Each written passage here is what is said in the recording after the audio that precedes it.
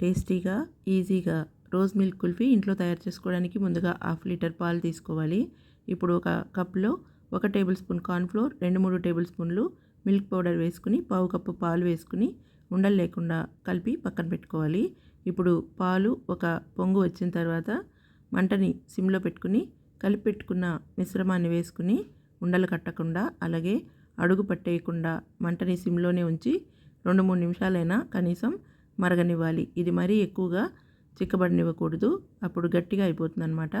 3-4 నిమిషాలైతే సరిపోతుంది. ఇప్పుడు చిక్కబడిన ఈ పాలని ఫ్యాన్ కింద కలుపుకుంటూ మీగడ కట్టకుండా రూమ్ టెంపరేచర్కి వచ్చేంత వరకు ఆరనిచ్చిన తర్వాత రోజ్ సిరప్ కానీ, లేదా ఇక్కడ నేనైతే రోజ్ షర్బత్ మిక్స్ని వేసుకుంటున్నాను. ఇందులో రోజ్ పెటల్స్ కూడా ఉంటాయన్నమాట. ఇది మనకు కావాల్సినంత స్వీట్ అలాగే రంగు వచ్చేంత వరకు వేసుకుని పూర్తిగా కలిసిపోయేట్లుగా కలుపుకున్న తర్వాత కుల్ఫీ మౌల్డ్స్లో కానీ, లేదా చాకోబార్ మౌల్డ్స్ ఉంటాయి కదా, అందులో అయినా, లేదంటే చిన్న చిన్న గ్లాసుల్లో అయినా వేసుకుని డీప్ ఫ్రిడ్జ్లో 4-5 గంటల పాటు ఉంచాలి, లేదా ఓవర్ నైట్ అయినా ఉంచవచ్చు. చూస్తున్నారు కదా ఎంత క్రీమీగా టేస్టీగా ఇంట్లోనే రోజ్ మిల్క్ కుల్ఫీ తయారైపోతుందో. ఇది మరింత రంగు రావాలనుకుంటే మరి కొంచెం రోజ్ సిరప్ వేసుకోవచ్చు.